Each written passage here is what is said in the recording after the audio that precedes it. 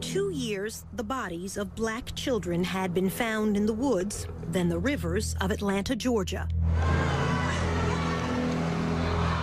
In all, more than 24 victims, most of them strangled. By May 1981, the police and FBI were hiding in the brush, beside and below the river bridges. This was to be the last night, almost the last hour. I heard the splash. Bob Campbell, a police recruit, jumped to his feet down beside the Chattahoochee River. I was really startled. It sounded like a body entering water. He looked up at the bridge. And I saw brake lights of a car come on. I saw red lights. The car started slowly moving away from me across the bridge. Campbell radioed the other team members up above him. I asked, did a car stop on the bridge? Because, I couldn't believe what I saw. And each person told me they didn't see it.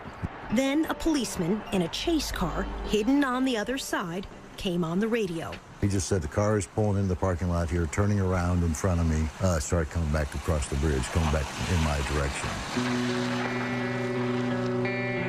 This is that white station wagon. Police followed it and stopped it nearby. FBI agent Mike McComas rushed to the scene. The driver was standing by the highway. He was talking with the officers, saw a black male. He had on a baseball hat, had on glasses. The young man was Wayne Williams, about to turn 23, a self-anointed music talent scout who slept days and roamed the city at night. McComas invited Williams over to his car. He got in the car and I said, do you know why we're here? And he immediately said, yes, it's about the missing children. And that kind of stunned me, and I said, well, what do you know about that? And he goes, well, he said, I don't think that the various news agencies are covering it adequately. Do you? 2 weeks later, this headline would break the news of that night on the bridge. Wayne Williams would be sent to prison to serve 2 life sentences for murder. At first glance, he hardly looks like a serial killer. Not much more than 5.5 feet tall, barely 150 pounds, now in his 50s and growing bald. The bottom line is, nobody ever testified or even claimed that they saw me strike another person, choke another person, stab, beat, or kill, or hurt anybody, because I didn't. This is the first time Wayne Williams has talked on TV in at least a decade. Why do you think you were convicted? Fear. What do you mean?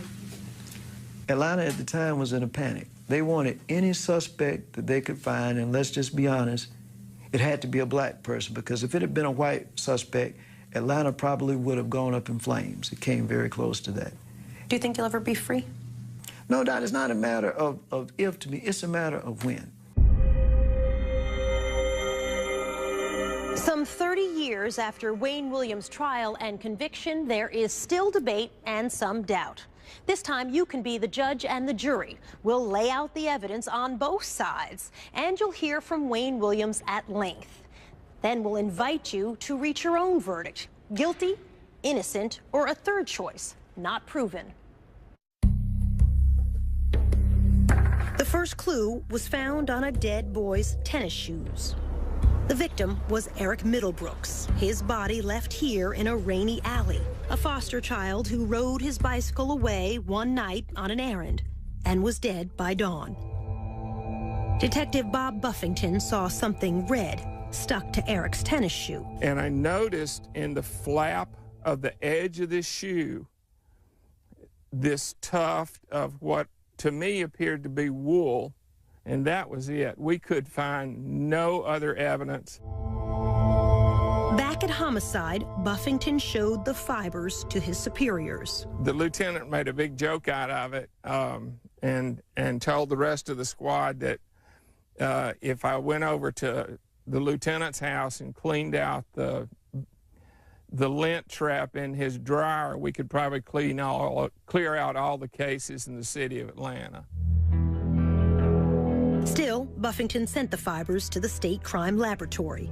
A young forensic scientist, Larry Peterson, took a look. So why was a fiber that was stuck in the crack of a shoe Why was that Because it was important? somewhat loosely there, and people don't normally have tufts or carpet fibers loosely stuck in their shoe. From those few thin threads, Peterson would begin to build a case to try to catch a killer. How many fibers across the board did you look at every day in this case, when the case really started getting busy? 100, 500, 1,000? Literally, there's going to be hundreds, if not thousands, of fibers there, depending upon the case. In the spring of 1980, no one wanted to believe a serial killer was loose in the city, even when Bob Buffington spotted a disturbing pattern. There had been a sharp increase in the number of children under the age of 14 who had been killed. When he told his boss at Homicide, the major threatened to transfer him. And I truly think that they were afraid that there would be a panic.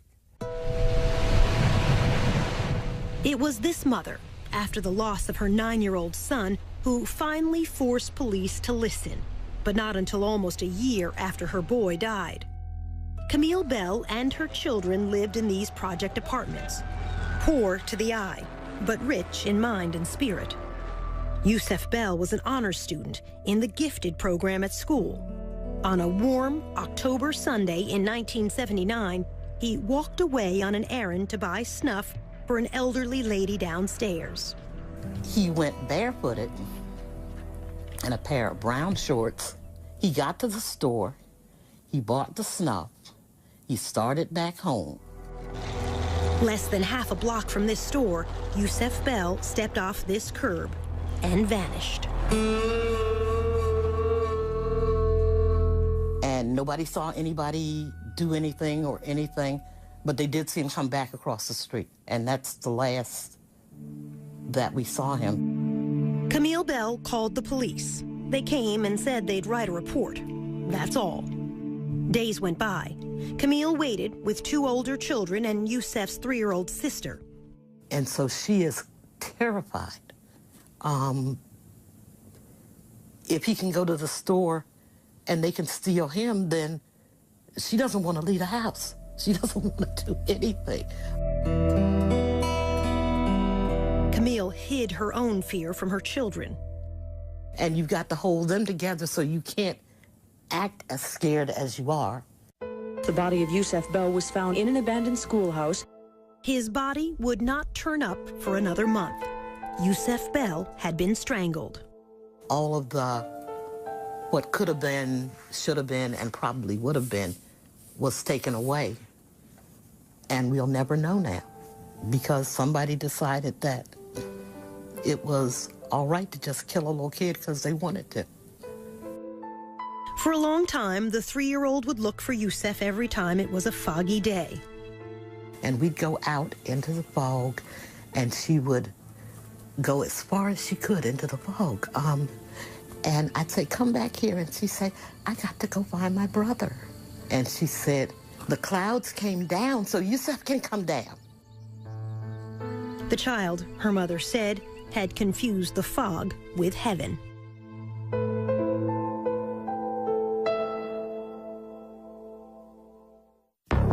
Still ahead, the boy who was too brave. I mean, he was like, man, I want to find this killer and get this reward money.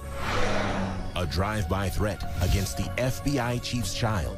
Some guy in a pickup truck said, I'm gonna get you, nigga. And in the end, the curious question of the CIA. When you're 19 years old, you're saying you work for the CIA. You've been recruited. I'll let the document speak for itself. We're not going to comment on it. Then. Do you know how to kill someone with a chokehold? That's a yes or no answer. No, it's not. Yes, no, it is, actually. No, it's not. No, it's not. Do you know how to kill someone with a chokehold? No, it's not.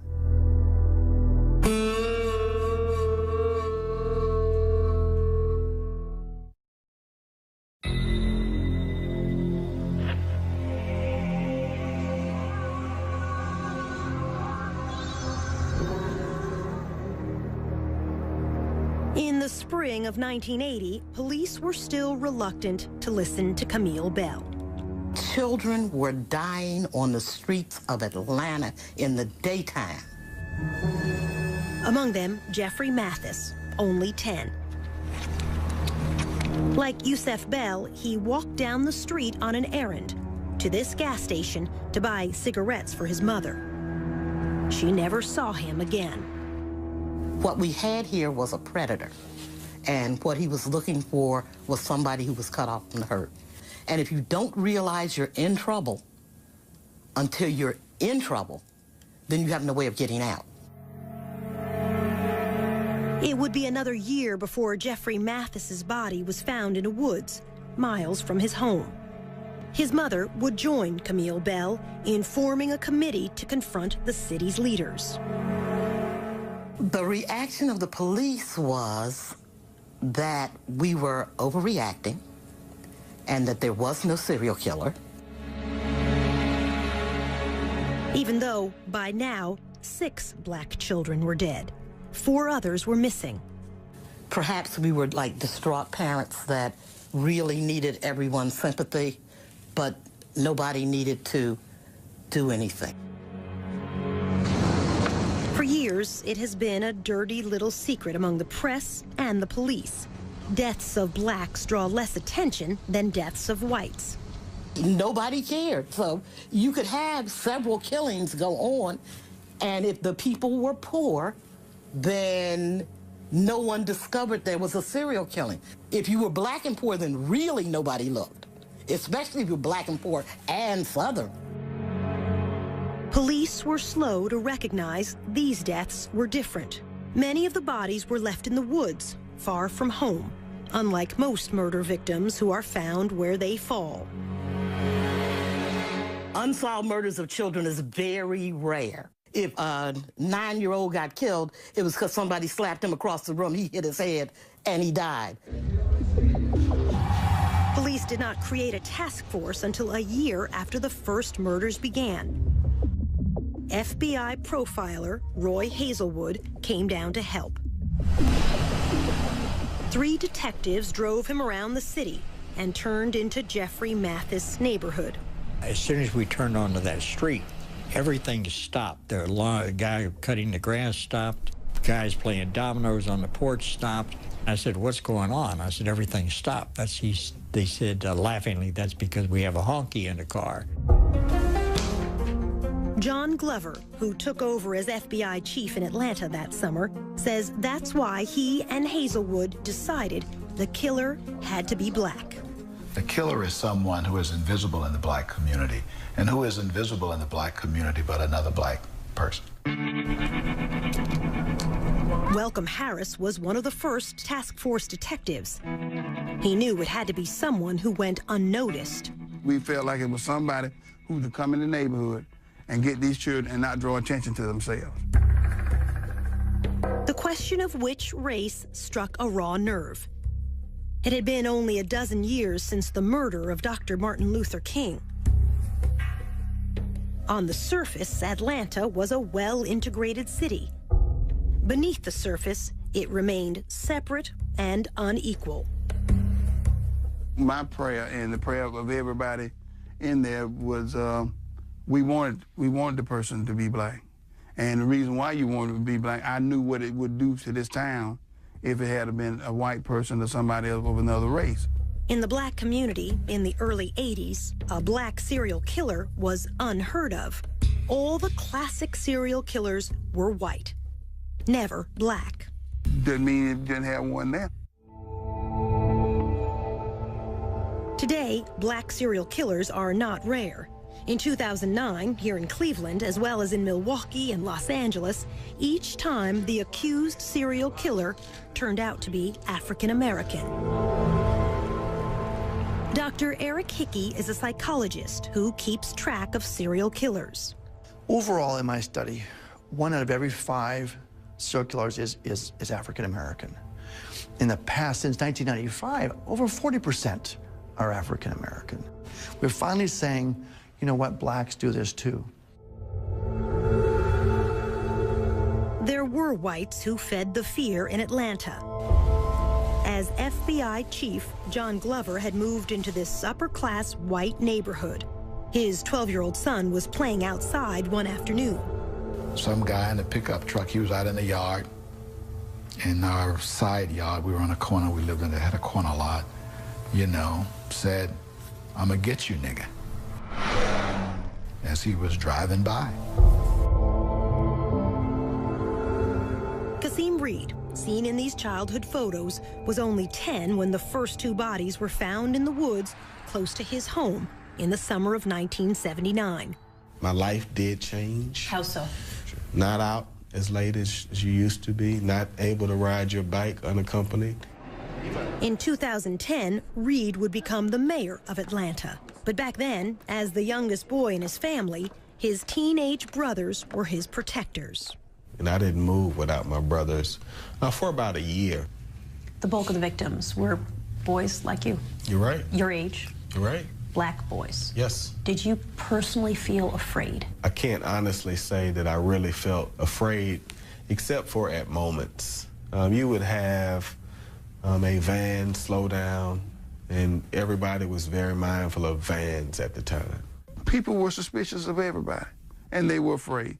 And the children, you had children walking the street, car go by, you could see some of them were in fear. And for good reason. The murders were about to increase to a body almost every week.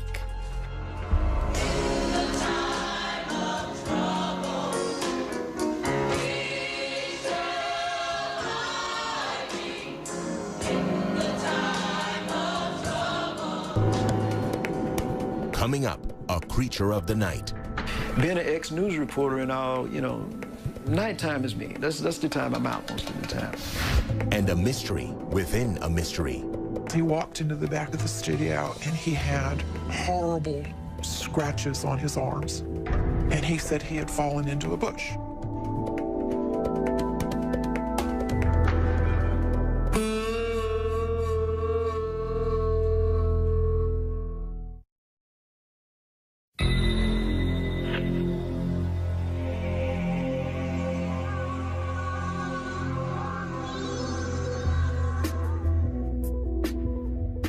Many of the children who died were poor, who earned spending money carrying groceries, running errands for others.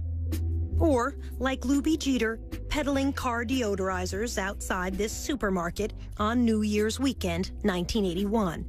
His mother worried about his going off alone. He said he was a big boy. They had to catch him first.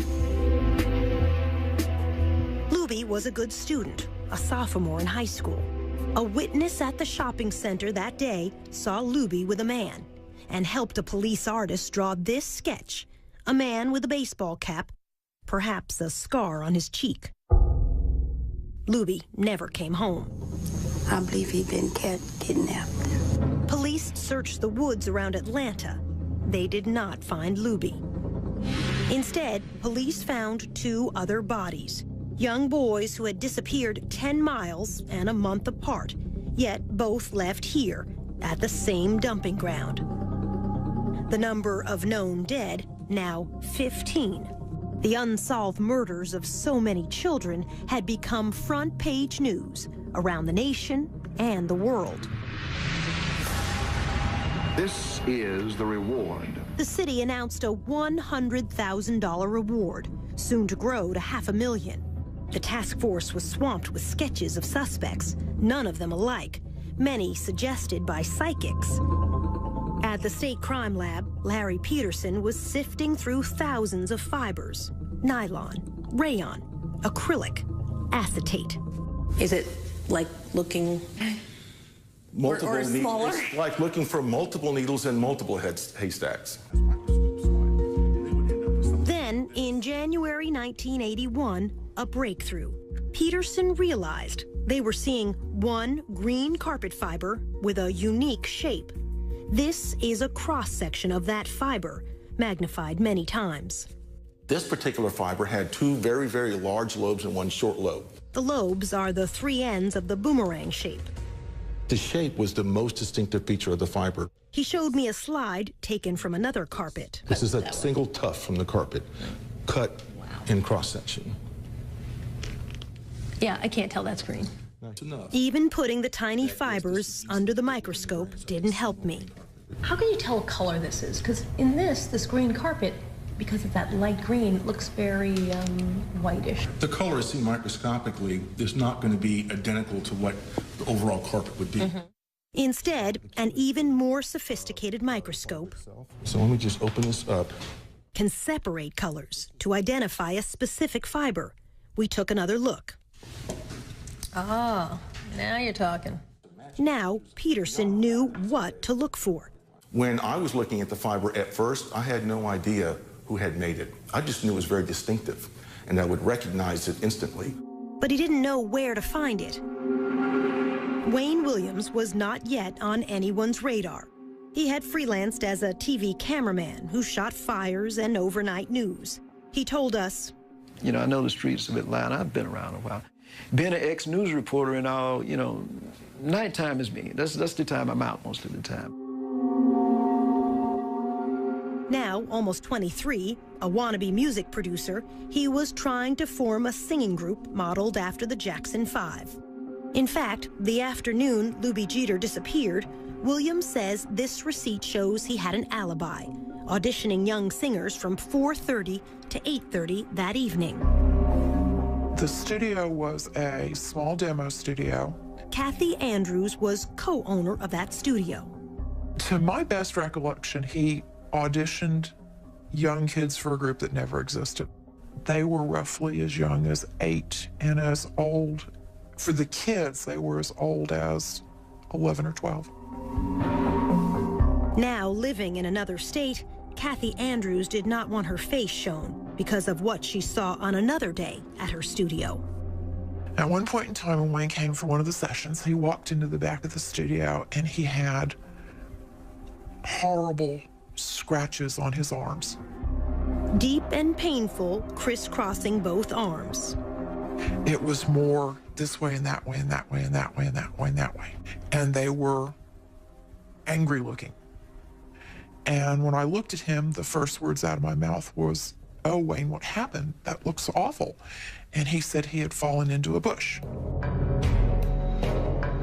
15-year-old Terry Pugh died late that January. His body dropped by the roadside in a rural county 20 miles from home. He had been strangled. His mother.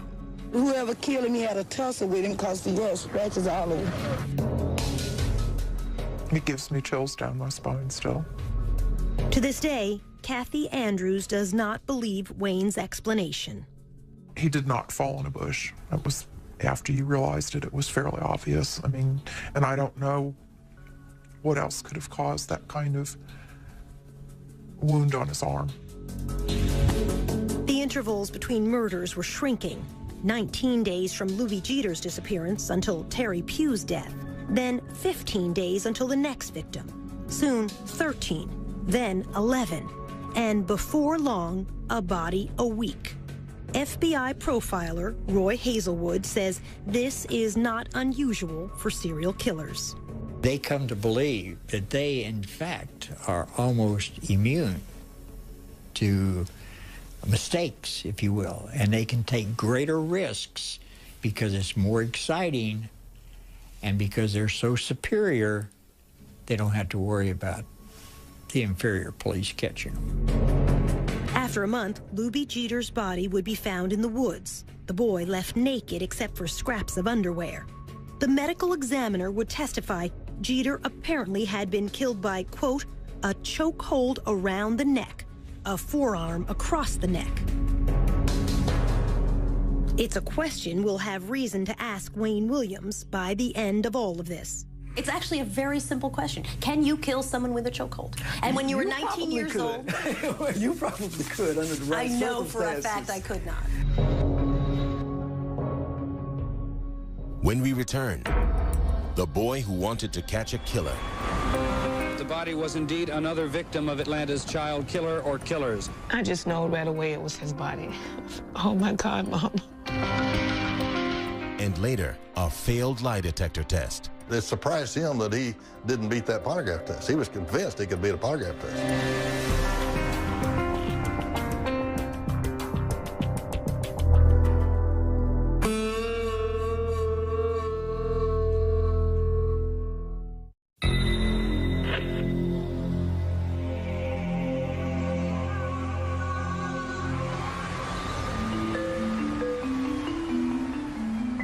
There's yet another twist in the missing and murdered children case. Atlanta is a city of frustrations and fears. As the number of missing and murdered children grows. That the body was indeed another victim of Atlanta's child killer or killers. We're told that the child... Patrick Baltazar was the kid who was convinced he could catch a killer.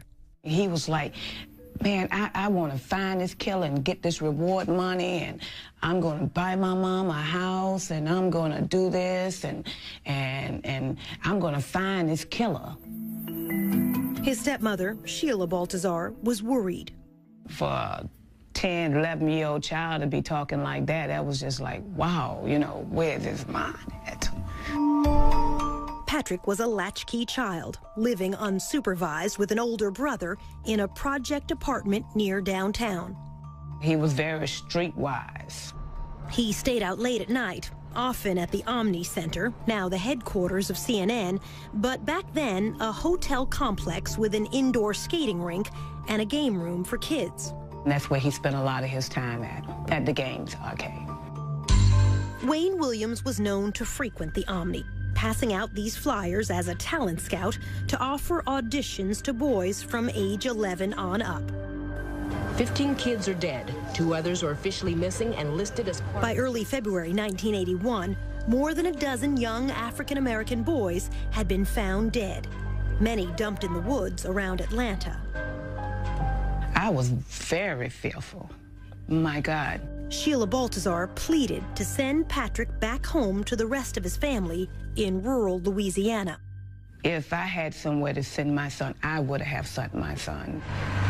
One evening, a white man in a big car appeared to threaten Patrick and a small friend. The little boy said that Patrick said, man, that might be the killer. Patrick used a payphone to call police. He told them, a man was chasing me and my friend in a brown Cadillac. Well, actually, they thought it was a crank phone call. They didn't send a car out. This is a sketch the other boy provided to police after Patrick was dead. 2 weeks later, on February 6th, Patrick stopped by the restaurant where his father worked to ask for money, then walked back toward the Omni. He never made it home that night. I'm like, he didn't come home? Oh, my God. That was the first thing popped in my head. Missing. Murdered. Oh, my God.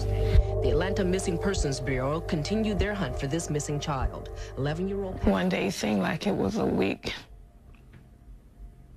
That was the longest search in the world.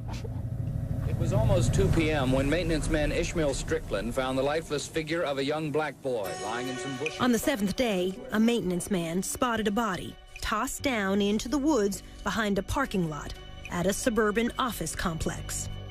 The bank was fairly steep. Medical examiner Joseph Burton had to hold on to a rope to get down to the scene. He had a ligature mark on his neck, like if somebody had a ligature and they were behind you or off to the side behind you, and they close their hands or fists together and pull the ligature, basically. In other words, killed from behind. Most likely, yes. All right, let me place another sample on this side. State Crime Lab scientist Larry Peterson attended the autopsy. I can recall at one autopsy pulling a fiber off of one of the victims. It was a green carpet fiber, and mounted the sample on the slide, went over and looked under the microscope, and went, it's the same one. You knew right away. I knew right then. And it became apparent that the body was indeed another victim of Atlanta's child killer or killers. Again, local television carried these pictures live from the crime scene. As it was studied, it became apparent it was one of the 3 children listed as missing. We're told that the child's body, again, had not... Sheila Baltazar got a call from her mother. She say, they found another body. She say, I really feel like this is Patrick's body here, you know.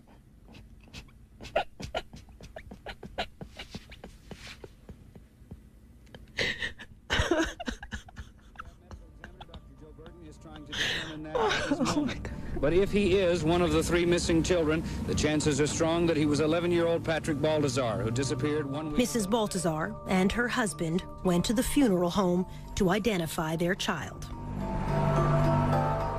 They told me he had struggled, you know, for his life. And seeing the print, you know, the rope print across his neck, all the way right in the front.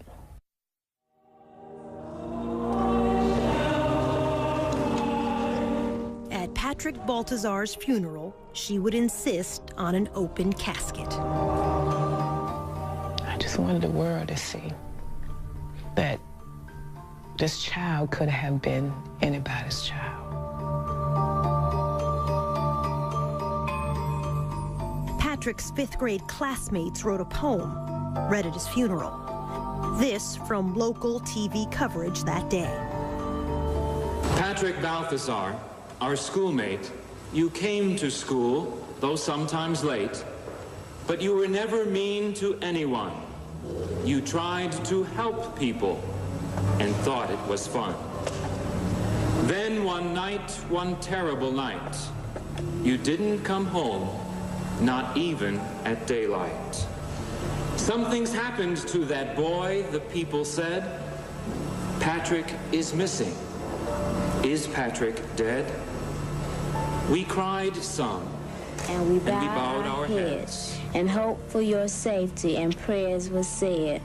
Oh God, please bring back that missing boy.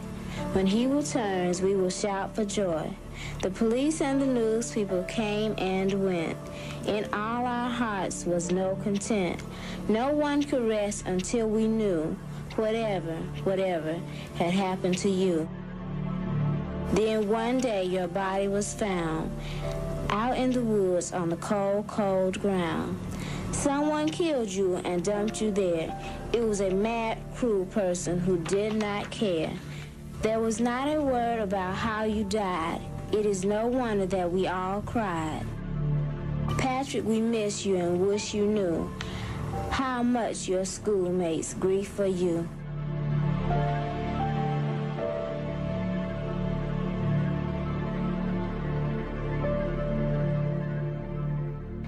Just ahead, the Klan under suspicion. It was an entire family of brothers that were involved in the Klan. And then a disappearing nylon cord. Could have been the murder weapon, as far as I know.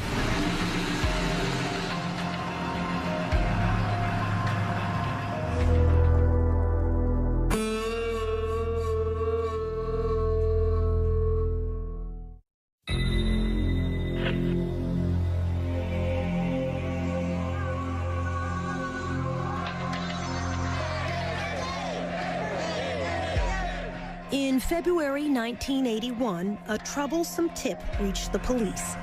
A man involved in the Ku Klux Klan could be Atlanta's serial killer.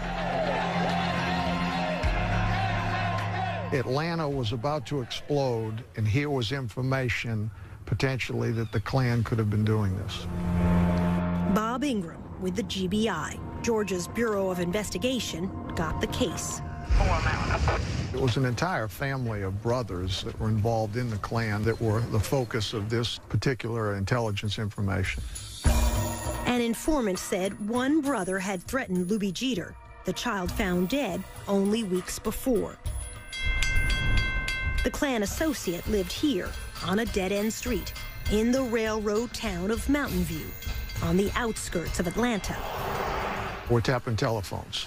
We heard a lot of rhetoric. We heard a lot of racial slurs. On one wiretap, the detectives heard this said, "Go find you another little kid." The GBI followed the four brothers for almost 2 months. These family members were under surveillance at that time, physical surveillance, where we had an eyeball on them. In those 2 months, 6 more black youths would disappear and die. Detectives saw nothing to link the Klan to them. If somebody was in there with a van or 2 or 3 men who, you know, to grab somebody and dump them in the back of a van, people would have noticed if they were white. The brothers were called in. They took lie detector tests and passed. They were polygraphed and cleared as to their involvement in the killing of Atlanta's children. Clearing the Klan didn't stop the murders. JoJo Bell was one of the victims who vanished during the surveillance. He used to hang out at this seafood carryout place. Manager Richard Harp. You come here and do anything, I'll give him $1 or $2. Just long enough he get money to go to show or get money to buy stuff at the store or something like that. JoJo Bell, unrelated to Yusef Bell, came by Captain Pegg's one last time. About 3:30, 4 o'clock Monday, he came by and stuck his head in the door. He said, "Richard, I'm going to shoot basketball. I'll see you later." Throwed his hand up, went on up the street. To a schoolyard basketball court like this. This witness, Eugene Laster, knew JoJo and saw him leave the game. He said JoJo left in a station wagon that looked like this. Laster testified he got in the car, got in Wayne's car. In court, Laster would identify Wayne Williams as the driver. Eugene Laster. Okay. He's pretty much an eyewitness. Said that you gave a ride to JoJo Bell in your station wagon. Okay. Did you? No, I did not. You never gave a ride to JoJo Bell? No, I did not. Williams did not deny he was the driver. He instead insisted his passenger had to be someone else. JoJo Bell was never to be seen again. But it would be horrendous if another child dies, period. A week later, Sammy Davis Jr. and Frank Sinatra came to Atlanta for a concert to benefit the children. The photographer up on stage, that's Wayne's father, Homer Williams, with the black newspaper, Atlanta World. How come you got no tuxedo on there? You're going to come up here on the stage looking like that there. Backstage with Sammy Davis Jr. in a photo which made the front page, that's future Mayor Kasim Reed. I remember that. It was so cool meeting Frank Sinatra. As a young child, Reed would help the volunteers searching Atlanta's woods every Saturday. We literally would walk through wooded areas, chaperone, and we would walk for a period of time until about an hour before nightfall. But now, a new twist in the murders. Patrick Baltazar, the 20th victim, would be the last child to turn up in a wooded area. A day or two later, an official would tell reporters fibers and dog hairs were being collected from the victim's clothing. The next child to die would be found in a river, wearing nothing but underpants. Fewer clues now for Larry Peterson. We're talking maybe a dozen or dozens of fibers as opposed to hundreds or potentially 1,000 fibers. The 13-year-old victim was found beneath this bridge over the South River in Atlanta's suburbs. A driver crossing that bridge earlier in the week saw a man leaning over the railing. It turned out to be the same afternoon JoJo Bell disappeared. At trial, the witness said the man was Wayne Williams. JoJo's body would not be found for 7 more weeks, until Easter Sunday. It had floated far down the South River, almost into another county. He also had nothing on but underwear, basically. Medical examiner Joseph Burton went out in a boat to retrieve the boy. We've got the body wrapped in a sheet. I'm one with the shirt off. Dr. Burton ruled both JoJo and the other boy found in the river had been asphyxiated. We didn't have any history of either one of these boys swimming in the South River in their underwear.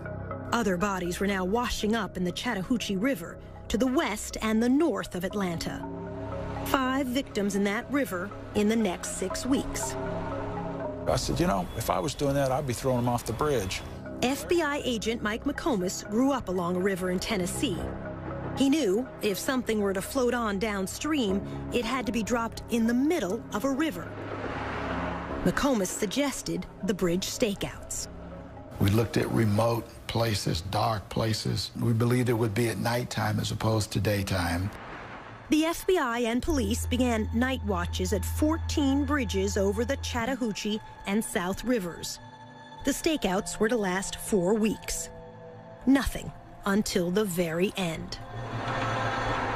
We, at that point, were ready for that to be our last night. And Wayne Williams showed up that night. Just before 3 a.m., the station wagon drove onto the bridge. Had he waited a couple more hours, we might not have been there. Otherwise, we would have missed him.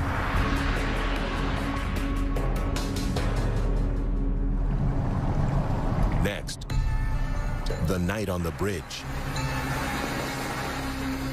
You said, I know this is about those boys, isn't Correct. it? Mm-hmm. That's what I said. Pretty damning statement, don't you think?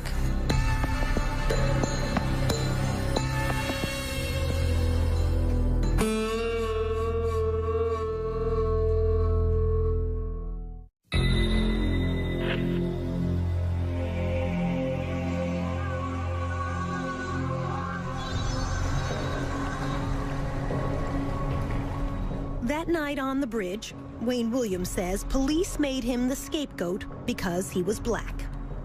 Soledad, when this case happened, if those police had arrested a white man, Atlanta would have erupted, as well as several major cities. You possibly would have had another race war. No, said the FBI chief.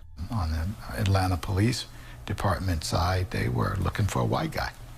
So why would all of a sudden the black guy be considered a scapegoat? Williams disputes almost everything police witnesses said about that night. What happened that night on the bridge? Okay, in the first place, and I'm not being facetious, but nothing happened on the bridge. That's the whole misconception. As he tells it, there was no splash. He never stopped and didn't turn around. So you never stopped on the bridge? No, I didn't. You didn't throw trash? No. You didn't throw anything? No, I did not. You didn't throw a body? Definitely not a body, no. His story. I crossed the bridge. I turned off briefly after I crossed the bridge at what I called a liquor store. Williams said he pulled into the parking lot only to look up the phone number of a singer he was trying to locate at that hour. I turned back on the highway. I went to a Starving Marvin store. I used the telephone, and I came back. The call didn't go through. I got some recording, this number's not in service, and I said, well, this is a prank. This is the closest thing to an address he had for the singer he said was Cheryl Johnson. The FBI looked hard and could never find her. It says to me that Cheryl Johnson didn't exist, that he made it up. Williams says only after that call from a gas station did he turn around to cross back over the bridge again. Police would stop him moments later. You said, I know this is about those boys, isn't it? Correct. Mm-hmm. That's what I said. Pretty damning statement, don't you think? No, I mean, the perception in Atlanta was, at the time, kids were missing, and I think, if I'm not mistaken, the perception was a lot of young males were missing, and that's what I asked myself. This is about those kids, the boys or something like that, isn't it? Remember what FBI agent Mike McComas said he saw when he got to the scene? Saw a black male. He had on a baseball hat. This is the sketch provided by the witness who saw Luby Jeter talking to a man the day Luby disappeared and died. McComas had never seen this until we came back to show it to him nearly 30 years later. This is a real strong resemblance to the person that I talked to, Wayne Williams. He had on a baseball cap. His hair was in an afro, so this just looks like him. Williams agreed to let McComas search his station wagon. On the floor, in the front of the back seat, he saw... There was a nylon cord. The best that I could describe the nylon cord was a ski rope type, the woven type, and it was, my guess, about 24 inches long. No. Williams denies there was any such cord. Because if that rope had been in the station wagon that night, I'm sure they would have taken it. The fact that I didn't confiscate it doesn't make it go away. It was there. The nylon cord would never be seen again. Could have been the murder weapon, as far as I know. Yet, FBI supervisors decided to let Wayne Williams go that night. Well, first, we didn't have a body. So, secondly, there was no one who saw Wayne Williams outside of his car. There was no one that saw him throw anything overboard. 2 days later, only a mile downstream from that bridge, another body. After 2 years, one suspect now, Wayne Williams.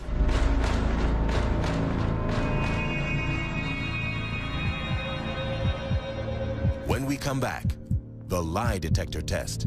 It surprised him that he didn't beat that polygraph test. He was convinced he could beat a polygraph test. I said some reaction like, I'll be darned. You're the guy we've been looking for 2 years.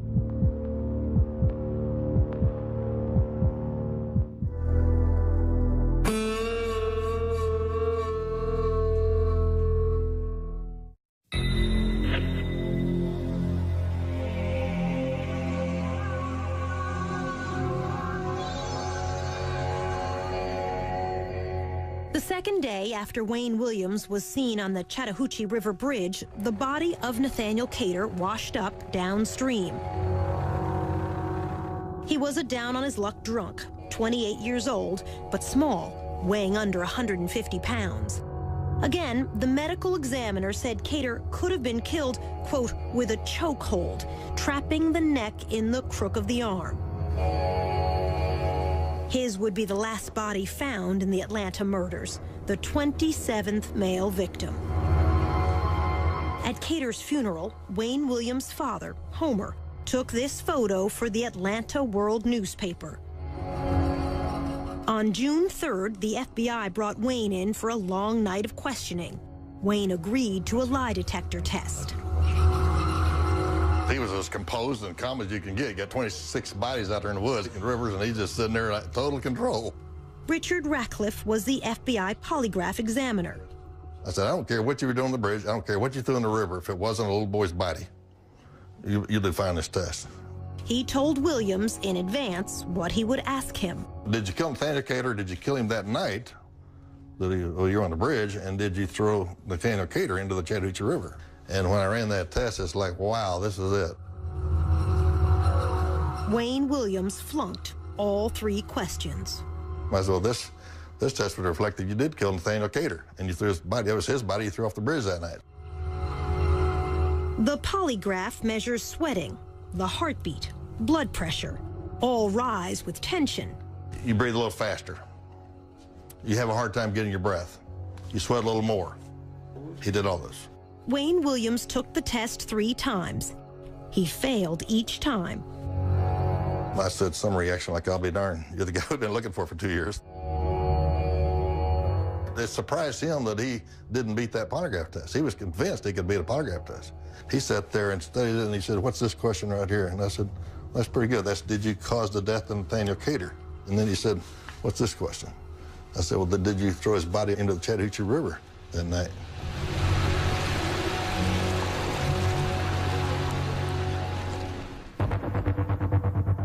With the media waiting outside the FBI, the mayor's spokesman, Angelo Fuster, was called in to handle the press. And in comes Homer Williams. Fuster asked Homer, a press photographer, why he was inside the building, trying to get a scoop on the suspect. And he said, no, that's my son. And I thought, oh, geez. Homer told Fuster. They detained him and impounded my car for littering. They detained him for littering, is what he said. And I said, that doesn't sound right. This is at night. And I said, littering? He said, yeah, he was driving over this bridge and he stopped to throw some garbage, and boy, they rushed him and stopped him. And at that point, I said to him, Homer, I don't think you need to talk to me anymore. We asked Wayne Williams about throwing garbage off the bridge. He denied his father ever said that. Your father said you stopped to get rid of some trash. No, my father never said that. I never said that, and my father never said it. While father and son were inside the FBI, evidence technicians were combing the Williams home. The FBI's top fiber expert, Harold Dedman, led the search. In Wayne's bedroom, he took clippings from a purple bedspread and from a yellow blanket. The yellow blanket was located under Wayne Williams' bed. On the floor, a green carpet. This is a blow-up of those carpet fibers. They're the only company to produce a fiber like this. But Larry Peterson was still in the dark. I had no idea there was a bridge incident. He had been called to the FBI office to help search this station wagon, but not told why. Then he spotted FBI techs returning from their search, and so he went out to the home to snip fibers for himself. Saw the green carpet. Did you feel this is it? You know, I really didn't. Because it was a middle-class home, a young man living with his parents. But Peterson thought, I'm going to run these back to the lab and just look. I started with the green carpet. Once I put that sample under the microscope, I mean, I knew instantly that that was it. You knew that they had the killer. I knew that was it. And I had made hundreds and hundreds of comparisons to carpeting and various suspects and environments before, and nothing was even close until that night. Did you stand up from your microscope and scream, "Hallelujah, we've caught the guy"? I really did just want to say, oh my God. Still, Wayne Williams was allowed to go home that night. And make a couple of other errands, so I was in the area, and I just decided. In the morning, Wayne Williams called in reporters and TV crews, who agreed not to show his face. He asked what was dropped in the river. Nothing. He acknowledged he failed a lie detector test. Then, asked about the victims, Wayne Williams said this. Some of these kids are in places they don't have no business being at certain times of the day and night. Some of them don't have no kind of home supervision, and they're just running around in the streets wild. And I'm saying, when you're doing that, that's not giving anybody a license to kill, but you opening yourself up for all kinds of things. We asked Wayne what he meant. When you say, that's not giving anybody a license to kill, but you're opening yourself up for all kinds of things. My point is very simple. All right, if you're out roaming the streets, like not all of these, but some of these victims were, you put yourself in a position for bad things to happen. For days, the district attorney was reluctant to take Wayne Williams to court based on fibers alone. While he hesitated, the FBI, police, and media all kept a watch on Wayne. In this parking lot one day, he showed an angry face to a CNN camera crew. Well, hey, I'm telling you to quit following me, because I'm saying at this point you're following me and you're on private property. And if I were you, I'd get the hell off. Finally, on Father's Day evening, 1981, detectives arrived to arrest Wayne Williams for the murder of Nathaniel Cater. Once he disappeared in the back of this police car, Williams would never be free again, to this day.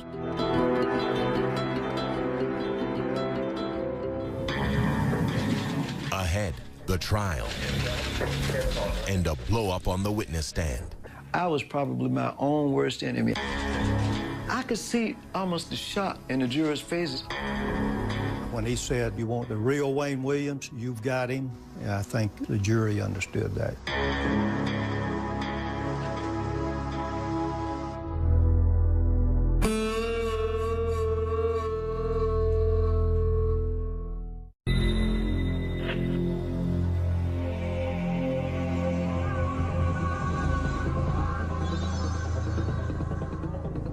Wayne Williams would go on trial at the start of 1982.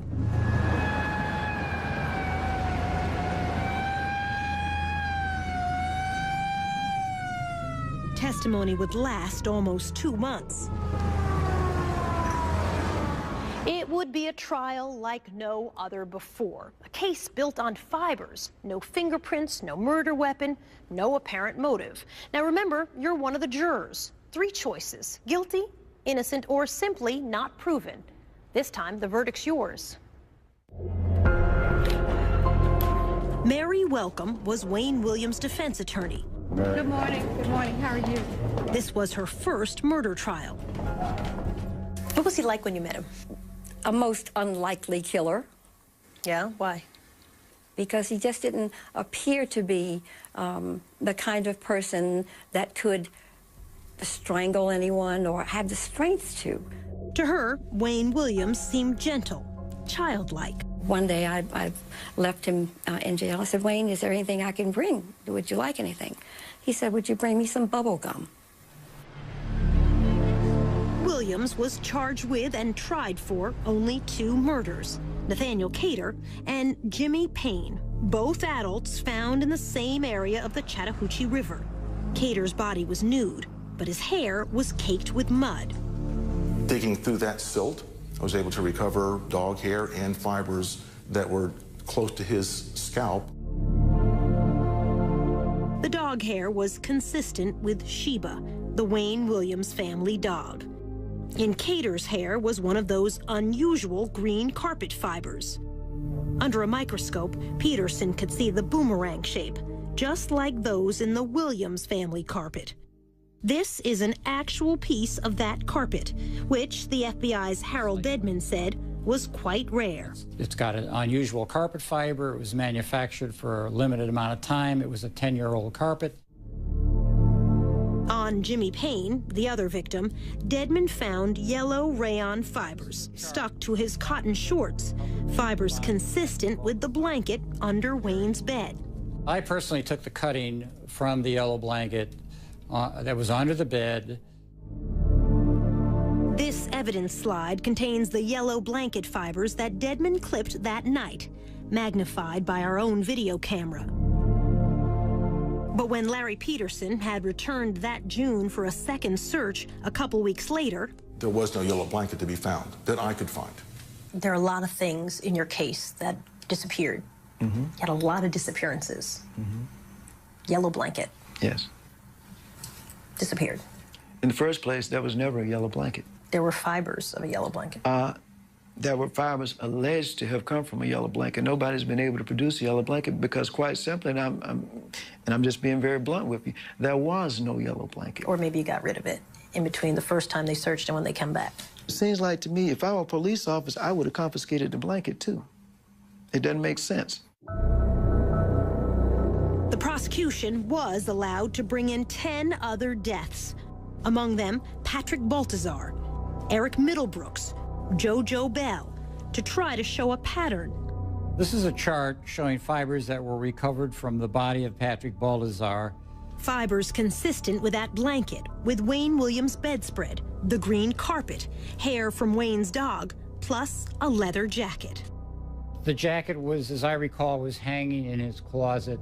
And, Dedman told the jury, 2 human hairs were found inside Patrick Baltazar's shirt. These 2 hairs were consistent with originating from Williams. Then there was Eric Middlebrooks, and the fibers stuck to his tennis shoe. This is a blow-up of those red fibers. The same kind were in a car Williams was driving that year. This puts Middlebrooks both in the interior and of the 79 Ford and the trunk of the 79 Ford. Did you ever meet any of the young men who were victims? No, I did not. Never met them once? No. Not once? No. It's incalculable, the odds that that they were not in contact with him in his environment. The fiber evidence is your biggest obstacle. That fiber evidence may well have been manipulated in this case, point blank and simple. Simply because they had a suspect, it was Wayne, and that manipulation no doubt has continued even after my trial and up until this point. There were just too many fibers placed on too many bodies. Mike Derham, in blue, seen here the night of the verdict, was one of the jurors. What would the chances be of finding the same, all of these fibers? The chances would be just astronomical. This witness, Robert Henry, did place Williams with the very last victim, Nathaniel Cater. Henry worked with Cater. He said he saw him leaving this theater with Wayne Williams on the night of the bridge incident. Henry has no doubt, even today, about what he saw. We were holding hands, you know, like male and female. Well, if you were holding hands with one of my co-workers and both of you are males, what am I supposed to do? Turn my head? What's up, people? The next time I saw him, he was in the courtroom. When Wayne Williams took the stand, he swore he never met Nathaniel Cater. On the evening Henry said he saw them, Wayne testified he was home. sick and asleep in bed. His mother and father, now deceased, backed him up. Homer Williams said he had the white station wagon until almost midnight. Under cross-examination, in his third day on the stand, Wayne Williams blew up at prosecutor Jack Mallard. That morning, he was a complete different person. Immediately, he started attacking. He came out of the chute like a bull. When he said, you want the real Wayne Williams, you've got him, I think all of us, the jury, understood that, yeah. I was probably my own worst enemy. I was an arrogant, bus-headed idiot at the time, and I played right into these people's hands. I could see almost the shock in the jurors' faces if they said, my God, is this the same Wayne that was up here yesterday? I could see that. Patrick Baltazar's stepmother was watching in court that day. I'm like, this man gotta be crazy. This man, I mean, it's like he's saying, you know, yeah, I killed him, but you better prove it. You know, can you prove it? He was doing everything he can to outsmart everybody. And it was like, I did it, but can you prove I did it? Camille Bell, Youssef's mother, believed Wayne to be innocent. She feels that last day on the witness stand convicted him. And then when he flared off, then they were ready to say, well, okay, so he does have fire. When you got angry with the prosecutor, you said, you're a drop shot. I called him a drop shot. What's a drop shot? What's that mean? Quite simply, in our vernacular, a drop shot is a guy who's not worth much of anything. You know, just drop him and shoot him and get him out of the way. In other words, you're useless. We reminded Wayne that he also called poor black children on the streets the same thing, drop shots. That does not make me a murderer simply because I said somebody is a drop shot or because I called him a drop shot. That does not make Wayne Williams a murderer because I said somebody is a street urchin. You know, come on, we're talking about murder. The fact is, I didn't kill anybody. The jury didn't come back until late the second evening. The verdict, guilty, on both counts of murdering the two adults, Cater and Payne. Wayne Williams was sentenced to serve 2 life terms. People only wanted to look at the negative side because they wanted in their heart for this case to be over and for Wayne to be the Atlanta monster. They wanted closure at any cost. Leaving court, Homer Williams walked by the prosecutor's table. He looked at us and called us sons of bitches. Still to come, no verdict in the deaths of any of the children. Even if it takes 30 trials, I don't care. You know, prove it.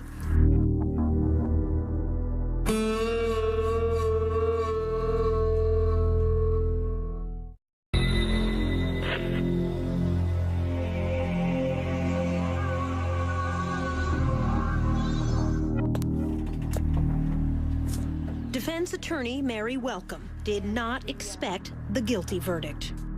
I was crestfallen. So why do you think the jury convicted him? Because he might have been guilty. Because he might have been.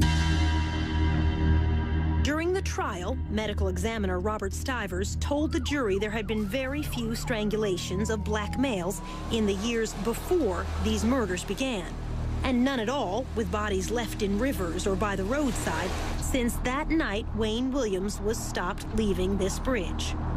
They were convinced that the crimes had stopped because Wayne had been arrested. And I think what happened is people stopped looking and stopped counting. Murders have continued in Atlanta. Shootings of black men, stabbings of black women, but not strangulations like before. Not black youths dumped far from where they were killed. Detective Welcome Harris would stay on the police force another 25 years. We asked him how many more children were killed the way they were in the 80s. None that I can recall. None that I can recall. Wayne Williams' appeals would drag on for years. He almost won the first one. Georgia Supreme Court Justice George Smith helped a colleague write a ruling that would have reversed the verdict.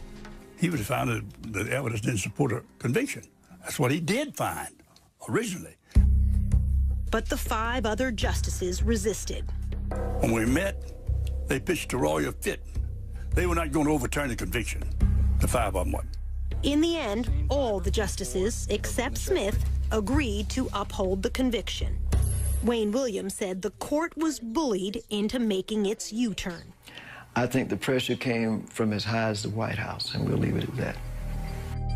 Not so, said George Smith, now retired from the court, but still practicing law in his 90s. I can't imagine that it happened in a case like this. I can't imagine it happening in any case, but certainly this case, it didn't reach to the White House. Smith did write a dissenting opinion.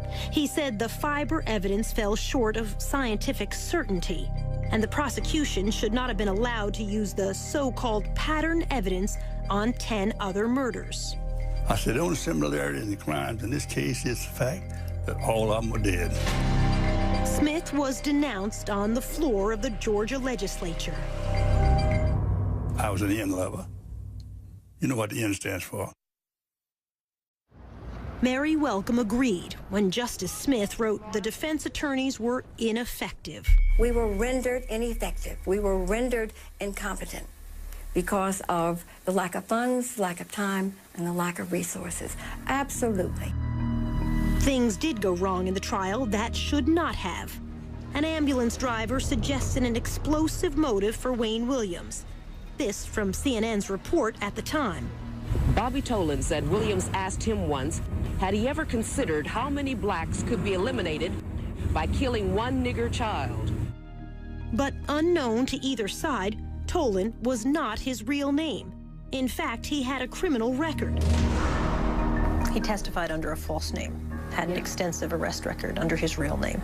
I'm not sure that we knew all of that at the time, or it was disclosed to us. Rogers' home is but 8 blocks away from where he was found today. Then there was the murder of Larry Rogers, a retarded youth. This witness testified she saw Rogers slumped over in a station wagon as Wayne Williams drove away. But another person also saw Rogers in that station wagon at that same intersection that day. He helped a police artist draw this sketch. It does not look like Wayne Williams. However, the defense never called the other witness to ask about the sketch. No, I don't even remember seeing that.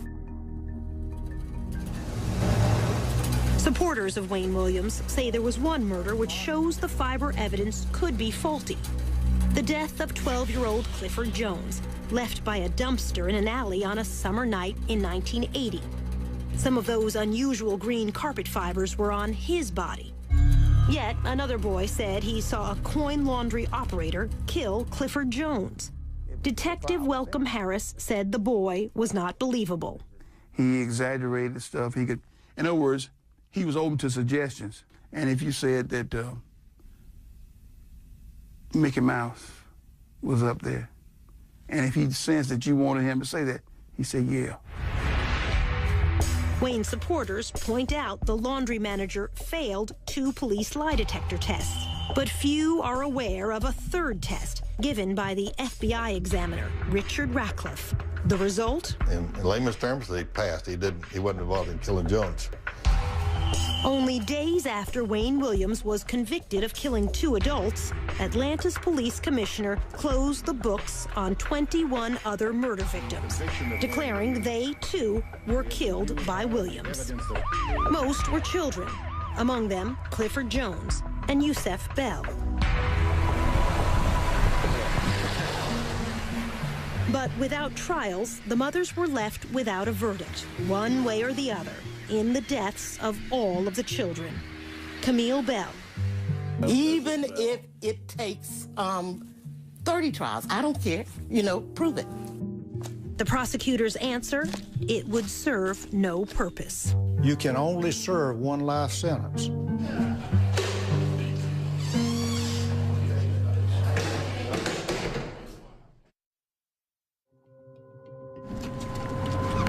Just ahead, a new alibi that backfires. He was out that night, no question in my mind. He was not at home. He was out and about. And after all these years, new DNA evidence. Then it probably would exclude 98% or so of the people in the world.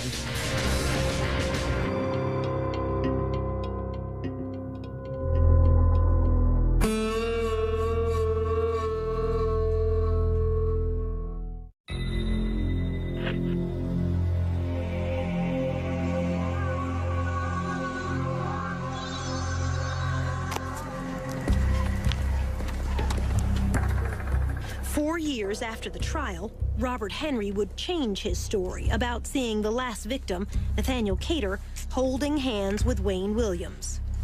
In this affidavit, Henry wrote, "If my life depended on it, I could not say the man I saw with Cater was Wayne Williams." Our producer confronted Henry with that affidavit. His signature is at the bottom. Yes, that's my handwriting. Whose words are those? They're not mine. Whose words are they? I'd rather not say. In the summer of 1986, Henry was in prison here when, he said, an associate of Wayne Williams came to see him and told him what to write. When you said, "I could not ID the face of Wayne Williams as the man I saw with Nathaniel Cater," are those your words? Those are words I was told to say. By? I'd rather not say. It might cause a problem. Could you ID the face of Wayne Williams? The person I saw holding Nathaniel Cater's hand was Wayne Williams, the man that was convicted of it. In fact, Henry had passed a lie detector test before he took the witness stand. When his visitor came to see him, Henry was serving 5 years for sex crimes. His false affidavit was used in court appeals. Wayne Williams lost each time anyway. To this day, is there any question in mind whom you saw with Cater? No, it's not. It was? Wayne Williams. Robert Henry is not the only one whose story has changed back and forth over the years. So has Wayne Williams. At trial, Williams testified he was home all evening, sick in bed, when Henry said he saw him holding hands with Cater. Now, Williams says he has a different alibi for that evening. I was at a place called Hotlanta Records in College Park. Williams says he drove to that office near the Atlanta airport. He had taken photos for this poster the night before and went there to turn in this invoice to get paid. We delivered a bill and statement of services, and we were cut a check for it, and it was probably about 9 or 9:30 when I left that location. We reached Hotlanta's owner, Melvin Ware, now living in Los Angeles. He called in advance, and when he came, I went back and wrote the check behind the desk. That's where our checkbook was. But he said Williams didn't stay that long, not as late as 9. It wasn't like 5 minutes or 10 minutes. We always spent maybe a half hour or something like that. How did Wayne get to the office? He drove. I think he had his dad's car, if I'm not mistaken. Wayne's father, Homer Williams, testified he had the station wagon until almost midnight that night. But Chet Detlinger, an investigator for the defense, said Wayne told him long ago this was a lie. All he told me was he had the car, his daddy didn't have the car. Wayne said, but I had the vehicle, and I didn't want to corrupt my dad's testimony in the eyes of the jury, so I lied about it and said I didn't have it on the stand. What makes this important is what time Robert Henry says he saw Wayne and Nathaniel Cater together. It was about 9:15 or 9:30. It was on Lucky and Forsyth Street, downtown Atlanta. So at the trial, you said that you were in bed till 10 p.m. All right. You were so sick, your mother said that she had to help lie your body out on the bed. You were so sick. This is where the confusion with all of us came in. I got back from Hotlanta Records, probably about 9:30. But there's no one to corroborate that, even if his mother were still alive. Wayne said she probably didn't see him come in. Prosecutor Jack Mallard. He was out that night, no question in my mind. He was not at home. He was out and about. Less than 6 hours after Henry said he saw Williams and Cater here, police heard a splash under this bridge. Cater's body washed up downstream 2 days later. 30 years ago, there was no DNA testing. Now there is, and so new evidence. Remember those 2 human hairs found inside 11-year-old Patrick Baltazar's shirt? In 2007, the hair fragments were sent to the FBI's DNA laboratory in Quantico, Virginia. The result? The lab said it found this DNA sequence in only 29 out of more than 1,100 samples of African-American hairs in its database, less than 3%. Most important, Wayne Williams' DNA had the same sequence. I don't think they said it was a match. I think they said they could not rule out whomever the hairs were from as being the possible donor. The FBI's Hal Dedman, a DNA expert, said this finding is as strong as it can get with this particular type of testing. Then it probably would exclude 98% or so of the people in the world. Did you kill 11-year-old Patrick Baltazar? I did not kill Patrick Baltazar or anybody else. Did you ever meet Patrick Baltazar? No, I did not. Never been in contact with that kid? I don't even know a Patrick Baltazar.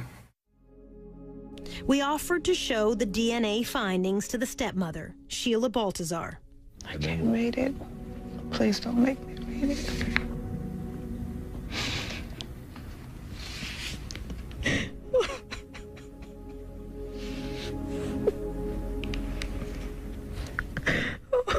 Oh my God. So we told her what the FBI report said. Wayne Williams cannot be excluded as the source of those two hairs. She listened. Then this. Without a shadow of a doubt, I really in my heart believe that Wayne Williams killed Patrick Baltazar.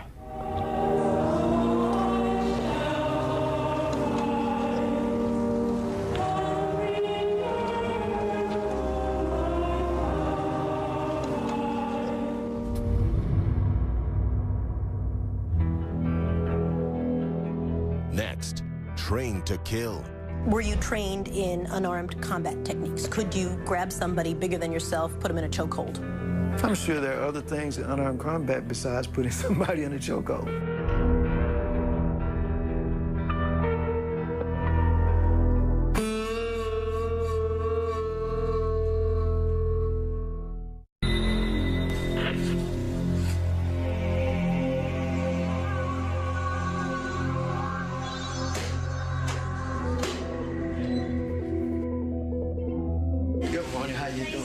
When we returned to prison for our final interview with Wayne Williams, we had one question he was not expecting.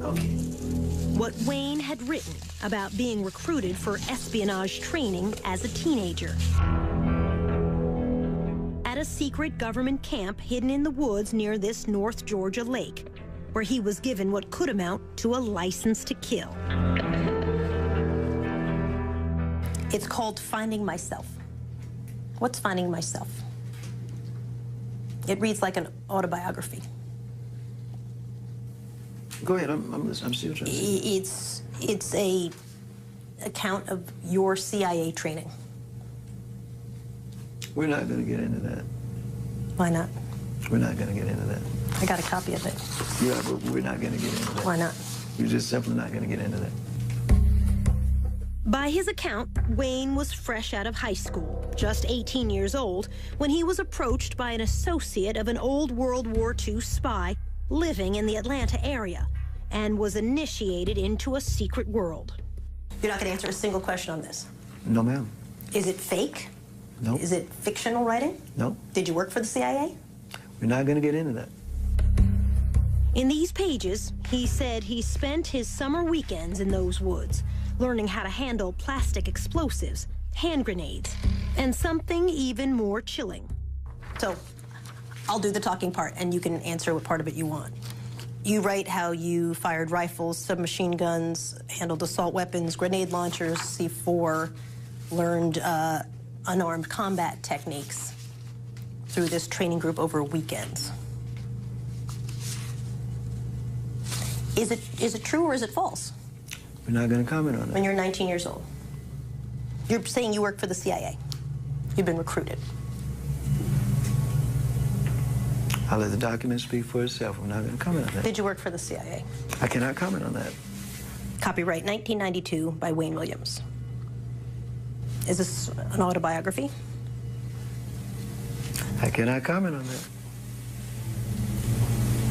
In his own words, Wayne Williams said this was part of a secret plan to send young black agents into the worst trouble spots in Africa in the late 1970s. He wrote that he finished training, then withdrew from the program. Either this is a true story and you have been trained in evasive tactics, filtration techniques, weapons use, unarmed combat techniques, which would include a deadly chokehold, or it's made up. Let me ask one question. Where did you obtain that? I can't tell you that. No, there we talking. You're a newsman. You know the answer to that question before you asked it. Okay. All right.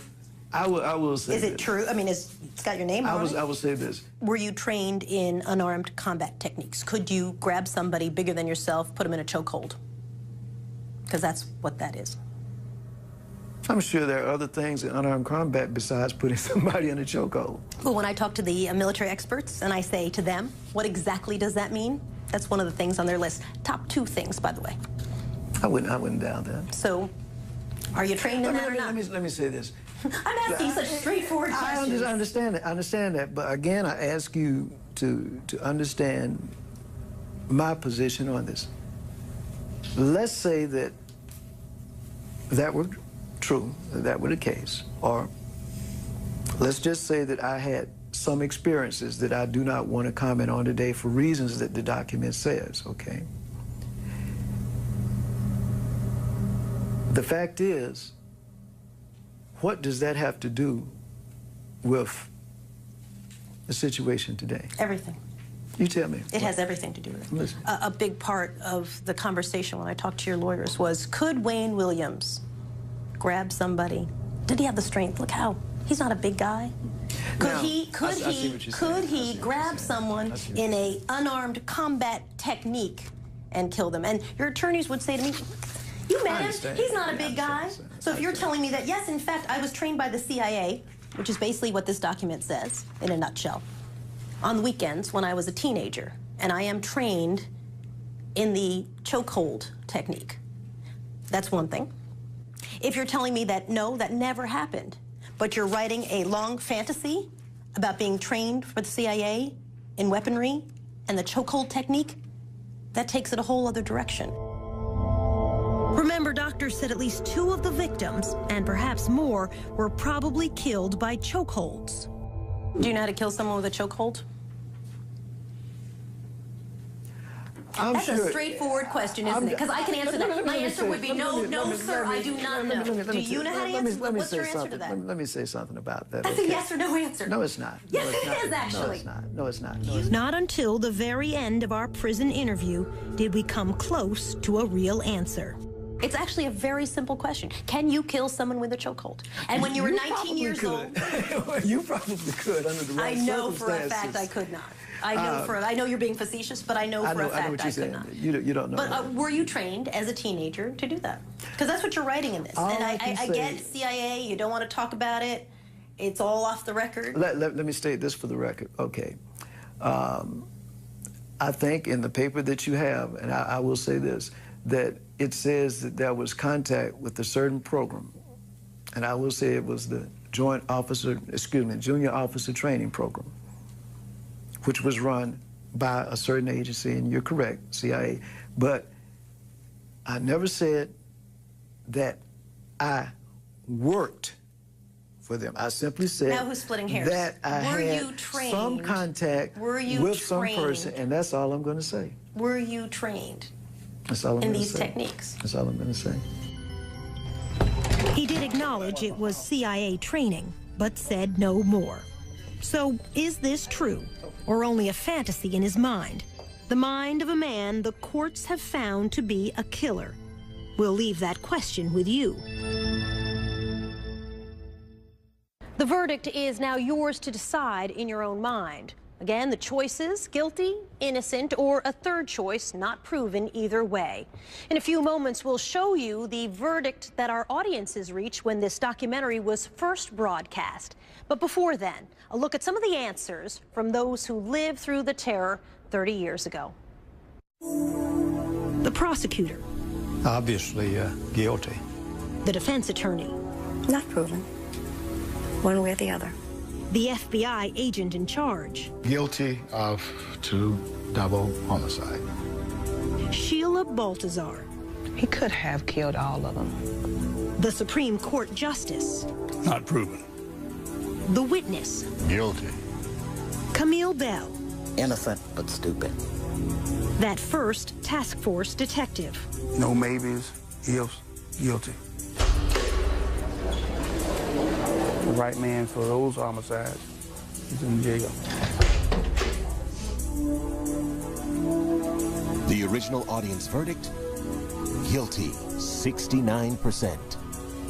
Innocent, 4%. Not proven either way, 27%.